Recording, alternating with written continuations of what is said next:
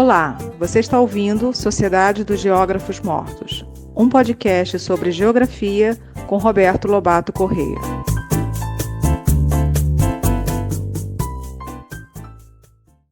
Boa tarde.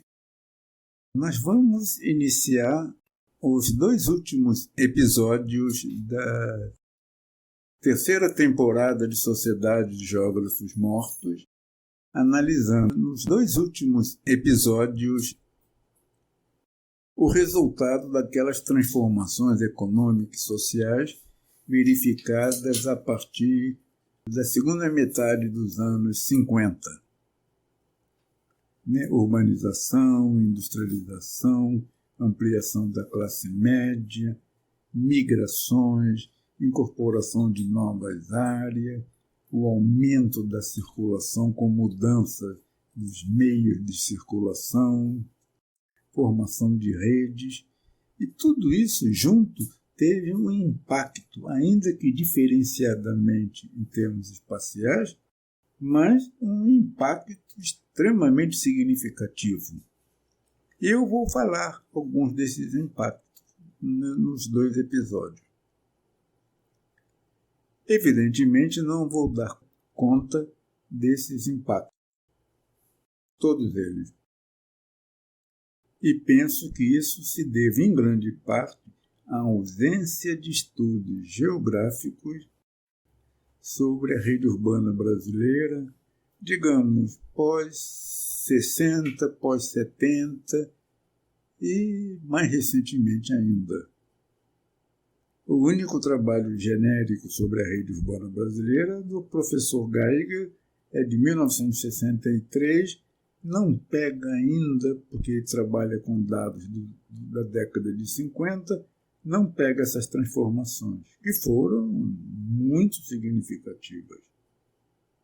Eu sugiro como literatura, ainda que possa estar um pouco defasada, mas já é relativa a essas transformações, os textos na Revista Brasileira de Geografia de duas autoras geógrafas, Olga Maria Buarque de Lima Friedrich e Fanny Davidovich. As duas têm estudos sobre a rede urbana brasileira, inscrita na Divisão Territorial do Trabalho, por exemplo. No meu livro Caminhos Paralelos Entrecruzados, tem um texto na parte sobre a espacialidade do urbano, é o último capítulo da segunda parte do livro, que fala sobre a rede urbana atual, apontando alguns pontos gerais. Creio também que os estudos do grupo Rede de Cidades Médias contribuem para a compreensão das mudanças verificadas na rede urbana brasileira, ainda que a partir de estudos pontuais, alguns dos quais muito bem feitos. Muito bem feitos. Vejamos, então, alguns pontos relativos às transformações ocorridas na rede urbana brasileira. A primeira transformação que eu quero chamar a atenção é aquela na qual a metrópole de São Paulo, de uma maneira clara e inequívoca, ultrapassa a metrópole do Rio de Janeiro em termos de epicentro da economia brasileira. Essa mudança, esse deslocamento do eixo, do foco político e econômico do Rio para São Paulo, foi ampliado com a mudança da capital do Rio para Brasília, não resta a menor dúvida. Mas se deve a um lento e progressivo movimento de concentração progressiva da economia, das tomadas de decisões econômicas do Rio para São Paulo. E isto a partir da década de 1920, quando São Paulo ultrapassa o Rio de Janeiro em termos de industrialização. Veja-se sobre isso o texto do Paul Singer no livro Evolução Urbana e Desenvolvimento Econômico, o capítulo sobre São Paulo. Veja também o importantíssimo estudo do Caio Prado Júnior, publicado num dos seus 5 livros fundamentais sobre a cidade de São Paulo. Então, São Paulo vem desde os anos 20, crescendo a uma taxa maior que a do Rio de Janeiro. Em 1960, São Paulo ultrapassa o Rio de Janeiro em termos de população, ao mesmo tempo que o Rio de Janeiro perde uma de suas funções fundamentais, a de capital política e administrativa do Brasil. E São Paulo se torna o epicentro da vida econômica e política brasileira. Isto que ocorreu da transferência ou deslocamento da força econômica do Rio para São Paulo não é um caso isolado. Ocorreu também em outros contextos. Veja-se, por exemplo, a transferência do poder econômico no Canadá, de Montreal para Toronto, na Austrália, de Melbourne para Sydney, e em outras escalas em outros países também. Mas esses dois são bem significativos, no Canadá, na Austrália e no Brasil. Hoje, efetivamente, a grande metrópole nacional é São Paulo. O Rio de Janeiro, eu já afirmei isso num texto que está publicado na Revista Brasileira de Geografia, relativa a 2023, volume 63, número 1, a Rede Urbana e a Organização Espacial. Eu me refiro ao Rio de Janeiro como uma metrópole decadente. Hoje se fala muito da crise do aeroporto do Galeão, que era o aeroporto nacional e internacional do Rio de Janeiro. Essa crise do aeroporto ela revela simplesmente a decadência econômica do Rio de Janeiro. Voos internacionais, a não ser para o turismo, não fluem mais para o Rio de Janeiro, vão para São Paulo. São Paulo hoje tem ligações com vários países com os quais não se é possível atingir por meio do aeroporto do Galeão. Você tem que ir a São Paulo para ir a Joanesburgo, para ir a Dubai, você tem que ir a São Paulo para ir ao Japão, a Tóquio, para ir à Coreia, além da intensidade de voos a partir de São Paulo. Isto é revelador de uma crise, não do aeroporto, mas da cidade. Mas isso ainda é apenas a ponta do iceberg. Veja-se, por exemplo, o processo de tomada de decisão, que se faz, em grande parte, pela concentração de sedes sociais de grandes corporações multinacionais ou brasileiras em São Paulo. Veja, por exemplo, a vida financeira. O Rio de Janeiro perdeu a sua bolsa de valores. Esta atividade, que é sintomática do mundo capitalista, está concentrada em São Paulo. Ponto. Não tem bolsa de valores no Rio de Janeiro há mais de 15 anos.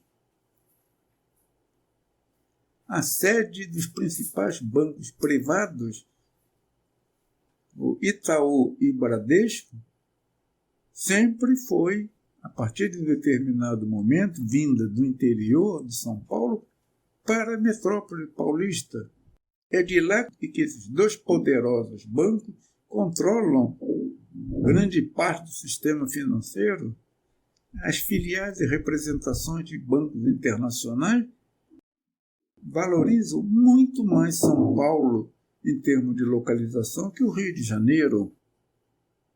Da mesma maneira, a série de grandes empresas industriais, as montadoras de veículos, a sede é em São Paulo.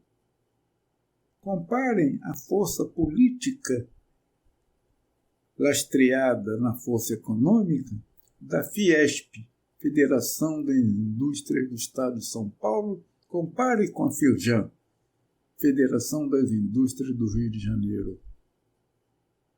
Então, esta concentração é extremamente significativa na vida econômica do país, colocando São Paulo como o epicentro da vida econômica, política e cultural. Veja a Rede Globo, que vem transferindo progressivamente vários de seus departamentos para São Paulo. Vejam a vida no teatro, São Paulo. Tudo que ocorre em São Paulo reverbera no país inteiro. Mas isso é o resultado de um processo de concentração capitalista que não convive bem com duas metrópoles relativamente próximas entre si e que têm histórias diferentes, trajetórias econômicas e políticas distintas. Vejam, pós-ditadura militar, os dois presidentes mais importantes, diferentes entre si, Fernando Henrique Cardoso e Lula. Qual é a base eleitoral deles? São Paulo? Isso manifesta-se na decadência funcional da área central do Rio de Janeiro. As áreas centrais das grandes metrópoles foram impactadas por uma série de mudanças. Só que no Rio de Janeiro isso foi muito acentuado pela quebra funcional, pela minimização das atividades econômicas localizadas no centro. Algumas saíram, foram para Botafogo, Barra da Tijuca, mas a decadência do centro revela a decadência das atividades de controle e gestão que estavam sediados no Rio de Janeiro. Este é um tema interessante que mereceria um estudo sistemático. Há uma comparação funcional entre São Paulo e Rio com data de 2020. Uma segunda mudança diz respeito ao aparecimento de novas metrópoles regionais. Até 1960, se poderia dizer que as metrópoles regionais, aquelas que estão hierarquicamente abaixo de São Paulo e Rio de Janeiro, eram Porto Alegre, Salvador, Recife e Belém. 4 metrópoles regionais consolidadas, com desenvolvimento que vem algumas do período colonial, Salvador e Recife, outras com desenvolvimento a partir do século XIX, Porto Alegre e Belém. Mas isso muda. Emergem novas metrópoles derivadas de processos regionais que estão vinculados às transformações verificadas pós 1956, 1960. Que metrópoles são essas? Curitiba, Belo Horizonte, Fortaleza, Goiânia e Manaus, em cujas interlândias houve processos econômicos, que culminaram no aumento da centralidade dessas metrópoles mencionadas. Vejo a grande expansão do povoamento e expansão da produção de grãos e café no Paraná, valorizando e focalizando em Curitiba. Vejo o desenvolvimento industrial da zona metalúrgica em Minas Gerais. Vejo a concentração econômica da vida política e social e econômica do Ceará, focalizado em Fortaleza. Vejo a política de industrialização com a SUFRAMA, Superintendência da Zona Franca de Manaus, em Manaus. Vejo o desenvolvimento do agronegócio no Centro-Oeste, focalizado em Goiânia. Então surgiram novas metrópoles regionais que alteraram de muito a rede urbana brasileira. Todas essas metrópoles são assim como metrópoles pós-1960. E mais, o IBGE, no último trabalho saído há pouco tempo da série REGIC, Regiões de Influência da Cidade, aponta mais 3 metrópoles: Vitória, Espírito Santo, Campinas, cerca de 100 quilômetros de São Paulo, e Florianópolis. Eu penso que há necessidade de um aprofundamento, considerando-se a emergência de Vitória, 1 estudo, Campinas, 2, e Florianópolis, 3º estudo, no cenário da rede urbana brasileira por volta da 3ª década do século XXI. Isso é um bom trabalho, extremamente interessante. E reparem que se Florianópolis e Vitória são capitais estaduais, como eram todas as outras, no entanto, Campinas não é uma capital estadual, mas é uma cidade cuja região metropolitana deve ter uns 2 milhões de habitantes, de uma área próspera, muito industrializada, com um excelente aeroporto, com uma movimentação de cargas e de pessoas muito significativa. Então, a rede urbana brasileira foi muito alterada. E mais, adiciona-se aí Brasília, que não é, penso eu, uma metrópole regional como é Curitiba, como é Salvador, como é Fortaleza ou Belém. Mas é um centro especializado, é uma capital política administrativa e que certamente desempenha algumas funções típicas de uma metrópole regional. Isso sugere um estudo sobre o papel funcional de Brasília na região centro-oeste, ou seja, não considerando muito a função de capital nacional. Então, as mudanças havidas na rede urbana brasileira criaram novas metrópoles que alteraram e tornaram mais complexas os centros da rede urbana brasileira. Uma terceira transformação diz respeito ao aparecimento de grandes cidades. Grandes cidades com população entre 500 mil e 1 milhão de habitantes.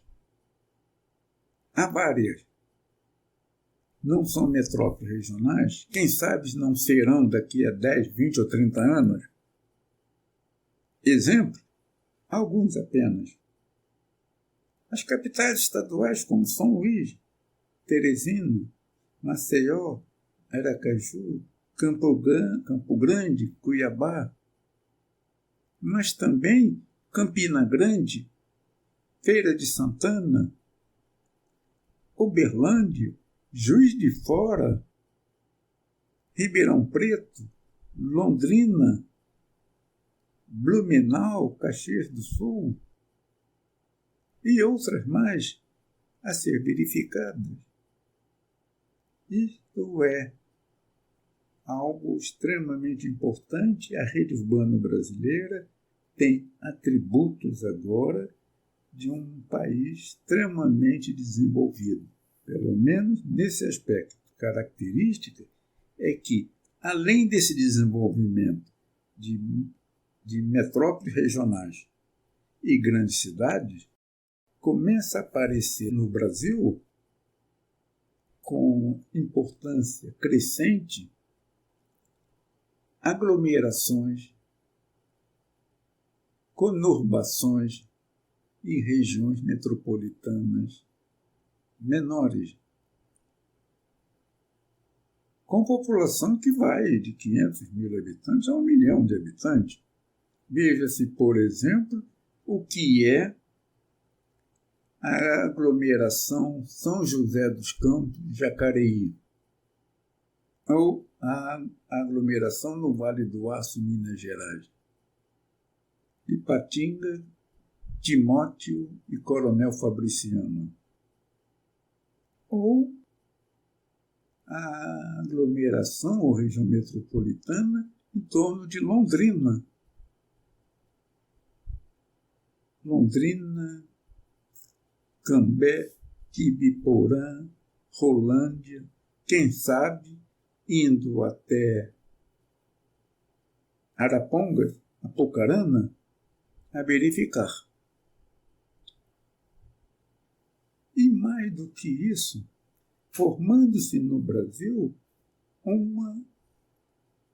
não sei se está totalmente ou pronta, uma megalópole.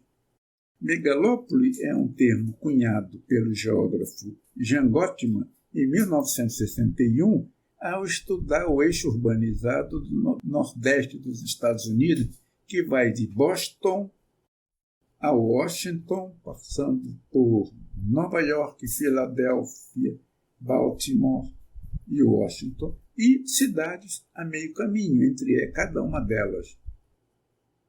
É como se fosse uma coalescência de regiões metropolitanas. No Brasil, ao que parece, é possível se falar nisso. O epicentro dessa megalópole brasileira, São Paulo. Em São Paulo, a urbanização desce para a Baixada Santista.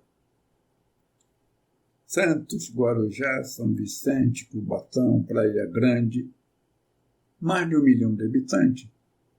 Encaminha-se para o oeste, na direção de Sorocaba, vai para o norte, Jundiaí, Campina, Americana, com uma inflexão para Piracicaba, mas continuando para o norte. Limeira, Rio Claro, Araraquara, Ribeirão Preto.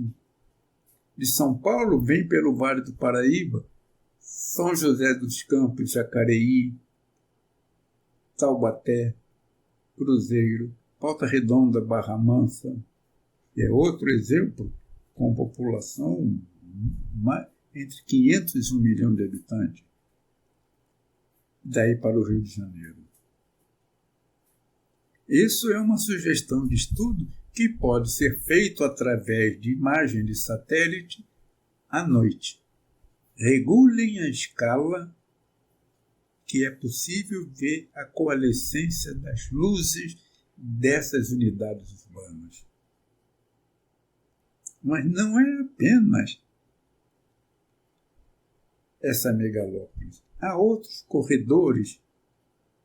Eu falo de um rosário de cidades litorâneas que vem do Rio Grande do Sul, ali nas proximidades de Tramandaí, por aquela série de cidades praieiras do norte do litoral gaúcho, entrando por Santa Catarina, Paraná, São Paulo, Costa Verde, no Rio de Janeiro, Cabo Frio, Búzios,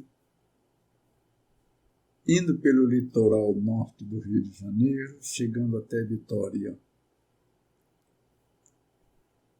No Nordeste é uma tendência a formação disso de Salvador a Natal.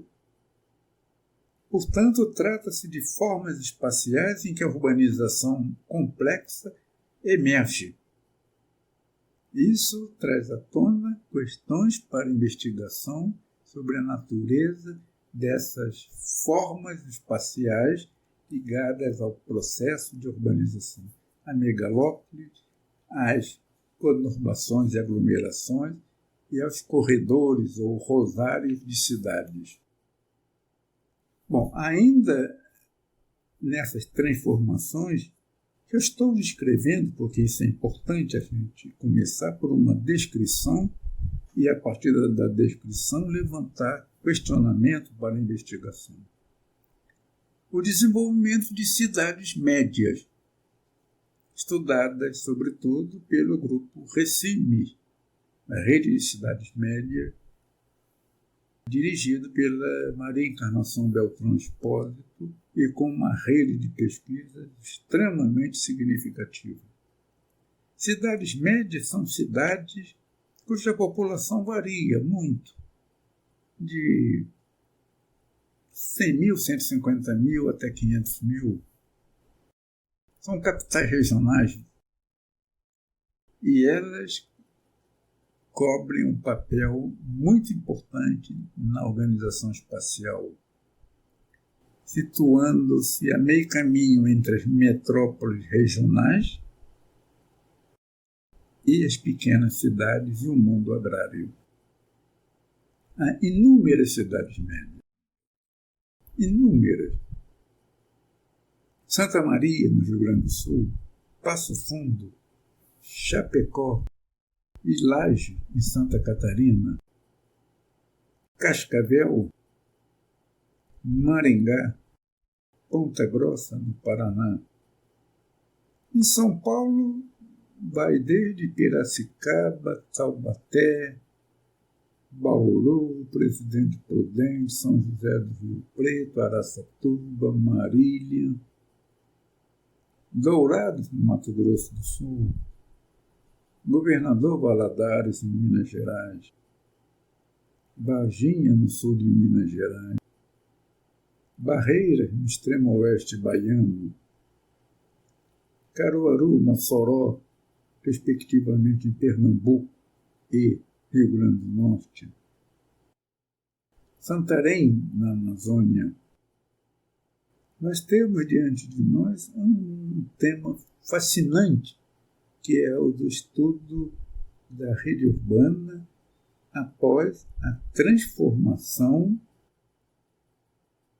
ou as transformações ocorridas a partir dos anos 50.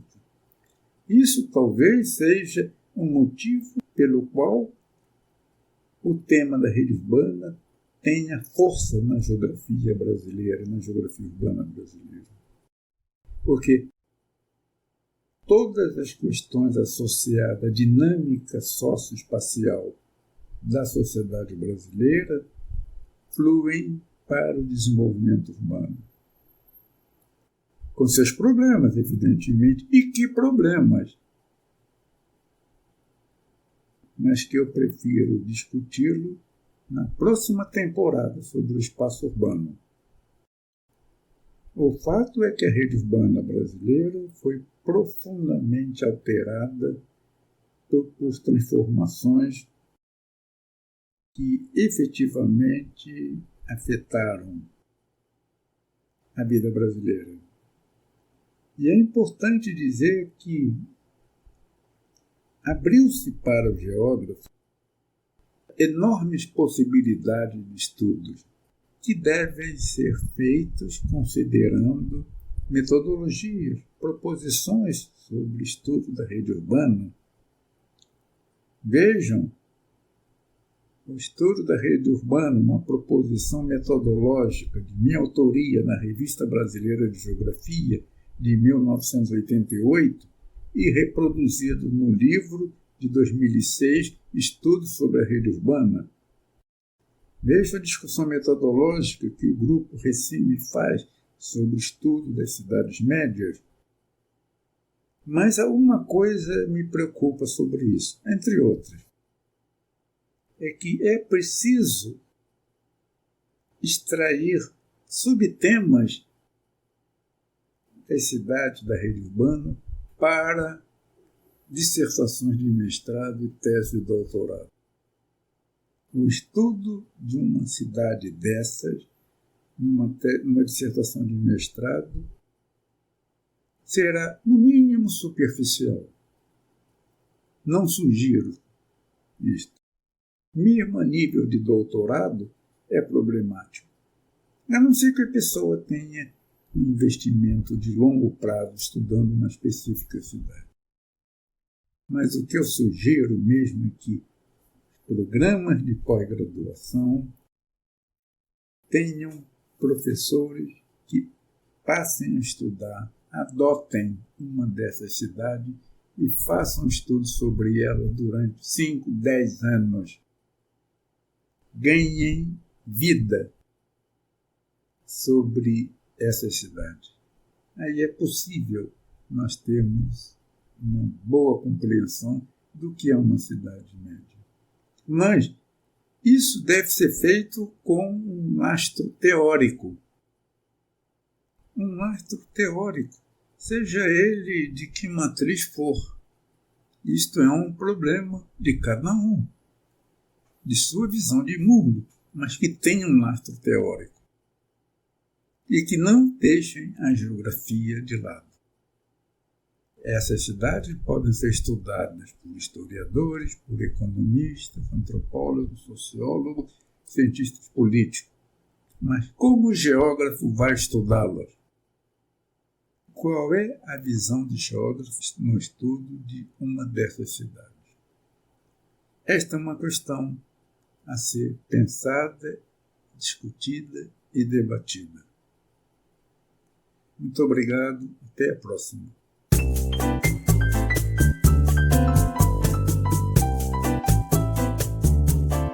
O podcast Sociedade dos Geógrafos Mortos tem produção de Rafael Lia.